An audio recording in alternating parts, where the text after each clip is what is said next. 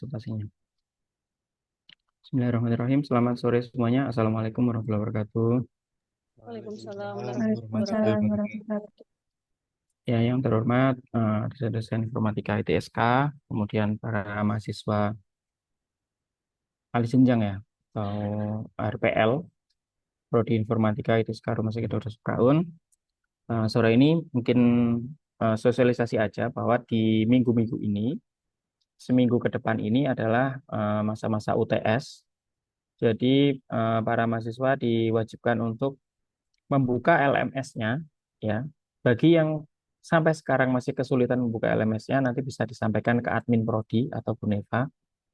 Kemudian nanti akan dibantu jika masih menemui kesulitan untuk login.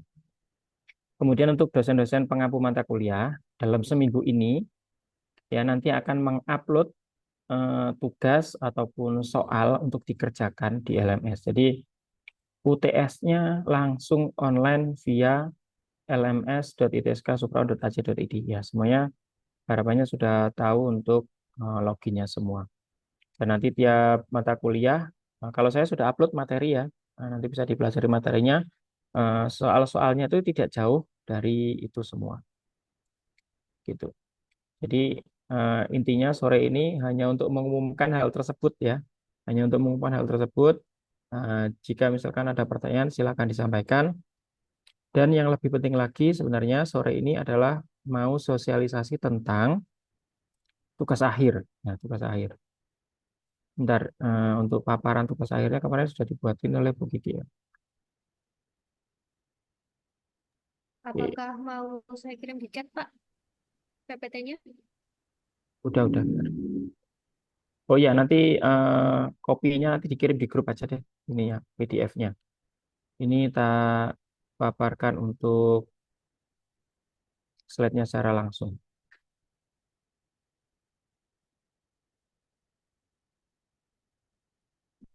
Oke, ini paparan mengenai persiapan untuk tugas akhir. Ya, seperti yang diketahui bersama. Oh, ini ada Mbak Vivi juga. Oke, ada Mbak Yuli juga. Jadi tadi sudah disampaikan ya bahwa minggu ini adalah minggu UTS. Jadi silakan dipantau LMS-nya. Saya kurang tahu mana-mana dosen yang sudah upload untuk soal UTS, mana yang belum. Tapi dipantau aja di LMS. Nanti silakan dikerjakan di LMS apakah itu berupa tugas atau berupa kuis. Ya nanti ngikutin eh, dosennya ya. Dosennya apakah pakai kuis atau LMS. Terus,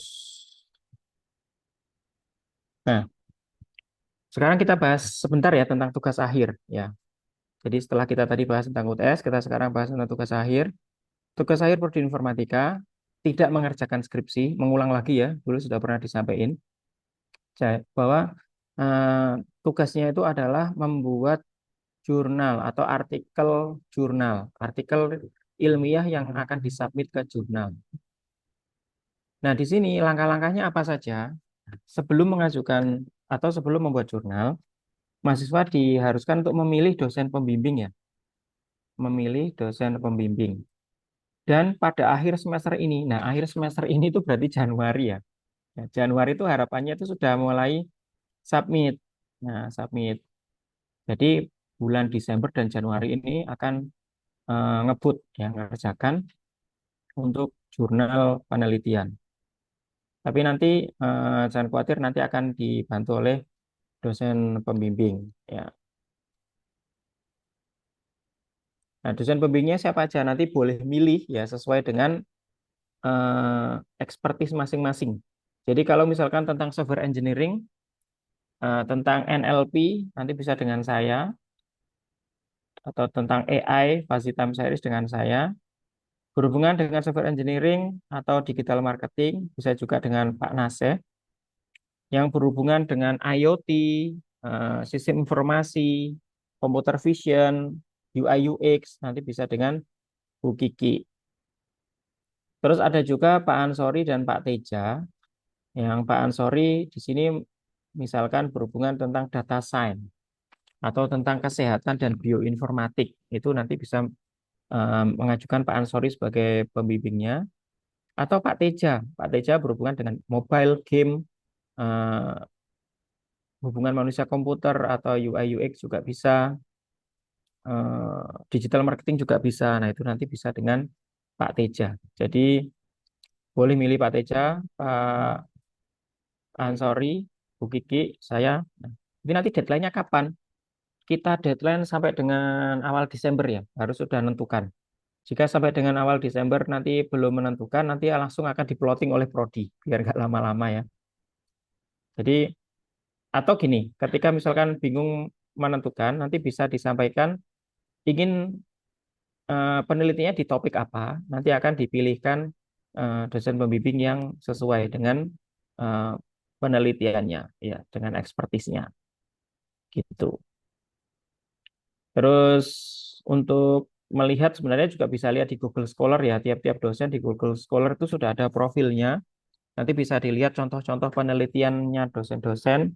Oh, saya ingin bikin mirip-mirip ini, gitu ya. Saya ingin bikin mirip-mirip penelitiannya Pak Ansori, bikin mirip-mirip penelitiannya Bu Kiki, itu boleh. Ya, nanti tinggal diarahkan ke sana. Nah, boleh juga mengajukan proyek dari mata kuliah yang lampau atau hasil pekerjaan yang belum pernah dipublikasikan. Dalam artian, kan ini kan menempuh mata kuliah ya meskipun secara daring. Nah, misalkan ada yang tertarik, saya tertarik data science. Saya ingin membuat penelitian tentang data science yang dihubungkan dengan pekerjaan saya saat ini. Oke, monggo, boleh juga. Ataupun di tempat pekerjaan sudah ada yang dikerjakan dan menurut menurut kita sendiri itu layak untuk dipublikasikan. Ya. Jadi nanti silakan dikonsultasikan ke dosen apakah yang sudah dikerjakan itu bisa diambil dari sisi mana agar bisa dianggap sebagai penelitian yang layak untuk publikasi. Jadi misalkan ada yang pernah melakukan survei. Nah, surveinya itu di bidang apa? Apakah itu bisa dibuat dasar untuk penelitian? Ada yang sudah pernah pengalaman mengembangkan sistem, membuat website, melakukan pemasaran secara digital. Nah, apapun itu didiskusikan dengan dosen, siapa tahu itu bisa dilakukan penulisan atas hal tersebut. Jadi nggak perlu melakukan aktivitas penelitian ulang ya. Jadi tinggal nulis aja. Ya. Misalkan ada yang promosi, misalkan Mbak Yuli di sini kan promosi ya. Nah, promosi itu menggunakan metode apa saja? Efektivitasnya apakah bisa diukur? Engagementnya apakah ada datanya? Nah, itu sudah bisa dilakukan publikasi atas hal tersebut. Jadi nggak perlu melakukan penelitian ulang. Nah, itu contoh-contohnya ya. Nah, jadi pertama identifikasi minat dan keahlian. Jadi kita inginnya itu penelitian di bidang apa, kemudian membaca literatur. Nah, itu bisa merujuk ke penelitiannya dosen-dosen agar nanti bisa tanya langsung ke dosen yang bersangkutan, kemudian diskusikan dan pembimbing. Nah, langsung kita pilih dosen yang penelitiannya mirip-mirip dengan minat kita. Kemudian kita mau terapin di mana nih penelitian tersebut. Kita fokus dan ruang lingkupnya nanti kita tentukan bersama dengan dosen pembimbing. Terus kita perumusan judul, terus tulis. Ya, tulis. Nanti sementara ini dulu deh, nggak usah mikirin nanti nulisnya bagaimana, nanti penelitiannya bagaimana. Fokusnya ke ingin penelitian di bidang apa, dosennya siapa, terus kira-kira judulnya apa. Wis gitu tok. Nggak usah mikirin nanti prosesnya seperti apa. Nah, itu dulu aja. Dan itu harus sudah, oke ini nanti nanti di-share di grup, nanti bisa dipelajari flow-nya. Karena nanti ada seminar proposal, kemudian ada seminar hasil ya, meskipun nanti lewat artikel publikasi artikel jurnal, tapi tetap ada seminar hasil. Nah, ini masih di tahap awal. Ya, jadi tahap awal tadi harus ngapain? Ini, ya, milih dosen pembimbing, menentukan keminatan, apakah di bidang apa penelitiannya, dan nanti menyerahkan perkiraan judulnya nanti di bidang apa. Kemudian nanti seminar proposal dan lain sebagainya nanti dilaksanakan semester 2. Tapi semester 1 ini harapannya nanti per Januari itu sudah submit jurnal. Karena apa? Submit jurnal sampai nanti publish itu biasanya butuh waktu yang lama. Ya, ada yang 2 bulan, 3 bulan dan lain sebagainya. Meskipun untuk syarat lulus itu publish atau accepted begitu. Accepted, Pak. Oh Kalau ya, mesti. misalkan dapat LOA-nya dulu, itu boleh gitu. Oke. Jadi misalkan kalau mau diterbitkan, kan kita nggak tahu ya, nggak bisa tahu kapan ini jurnalnya. Kalau misalkan keterima diterbitkannya kapan. Nah, Mhm. untuk mengamankan posisi kita, biar bisa ikut yudisium dan wisuda itu minimal adalah mahasiswa harus sudah dapat LOA dari jurnal yang dia Oke. tuju, kayak gitu. Iya. Untuk publikasinya setelah kalau publikasinya dilaksanakan setelah wisuda nggak apa-apa, Pak. Yang penting diamankan LOA-nya dulu aja. Gitu. Oke. Ya, jadi syaratnya LOE. Nah, untuk sejak kita submit sampai dapat LOE itu kadang juga nggak singkat gitu ya. Ada yang sebulan, 2 bulan, tergantung reputasi jurnalnya. Semakin tinggi reputasi jurnalnya, masa tunggunya itu semakin lama. Setelah kita dapat LOE sampai itu publish itu juga nunggu lagi. Ya biasanya ngantri. Makanya itu prosesnya panjang. Hanya kita wajibkan awal bulan ini sudah menentukan pembimbing, terus bulan ini sudah mulai pembimbingan, di bulan Januari nanti sudah mulai submit ke jurnal. Jadi itu timeline kita. Tapi tetap ya yang minggu ini mengerjakan UTS di LMS tetap.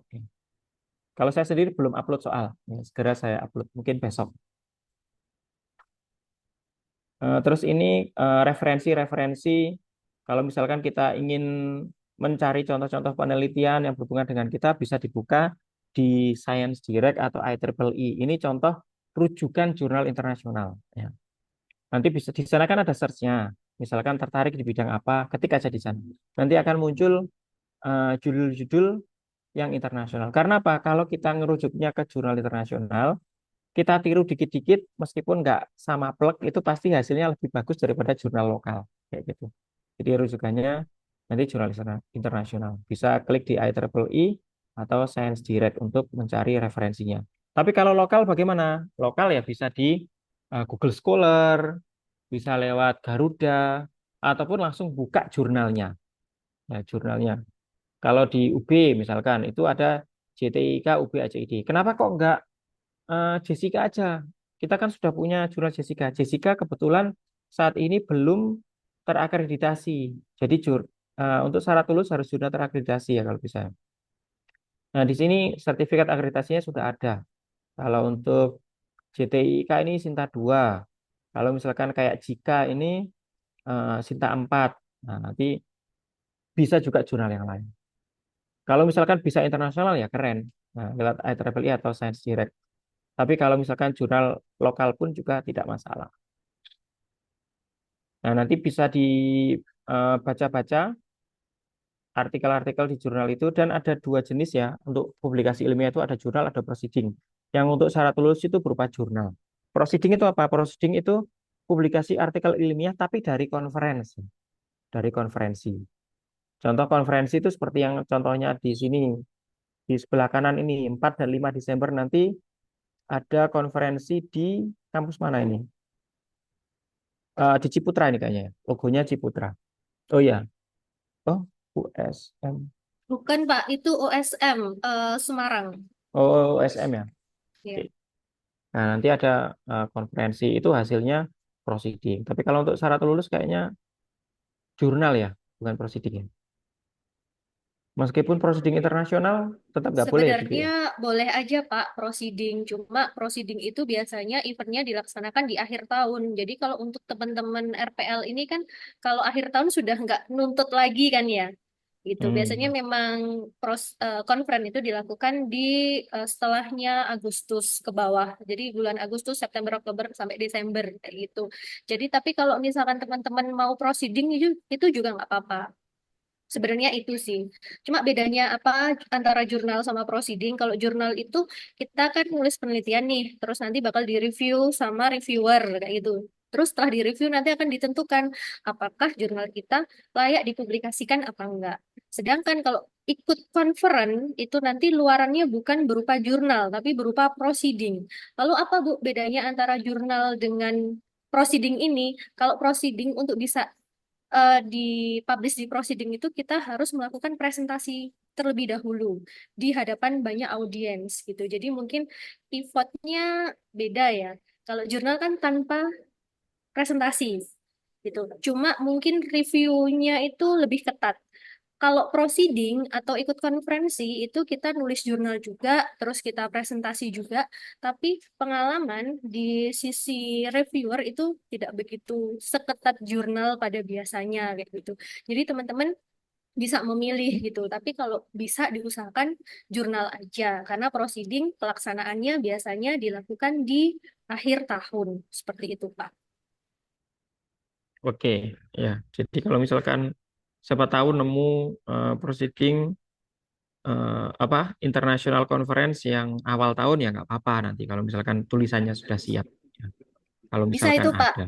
Oh ya, terus proceeding itu biasanya waktu terbitnya kita nunggunya nggak selama kalau kayak jurnal biasanya gitu loh. Biasanya cepat aja dalam waktu 3 bulan setelah kita submit, terus dinyatakan diterima, terus kita presentasi itu sekitar sebulan 2 bulan bisa langsung publish kayak gitu sih. Itu Oke, untungnya kalau kita submit di proceeding.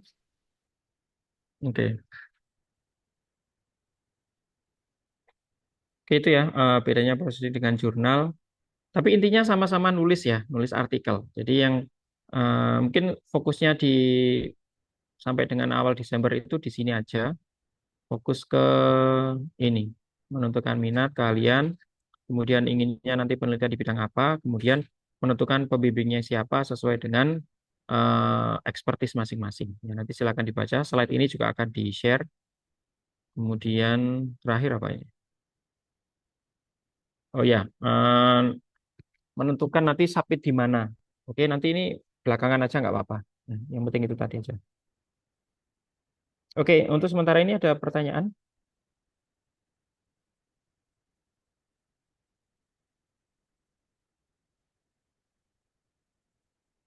Silakan Pak Agung, Mbak Yuli, Mbak Vivi, Mbak Rena, Ataukah di Pak sini Heri. ada teman-teman yang sudah pernah submit jurnal, apakah ada atau mungkin semuanya belum pernah submit?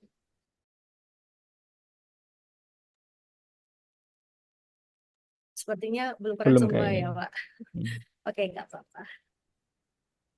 Atau mungkin teman-teman di sini kan ada yang dulunya D3 ya kan, terus lanjutin ke S1. Nah, misalkan dulu waktu teman-teman itu ngerjakan tugas akhir untuk D3-nya, itu kan belum pernah dipublikasikan berupa jurnal kan.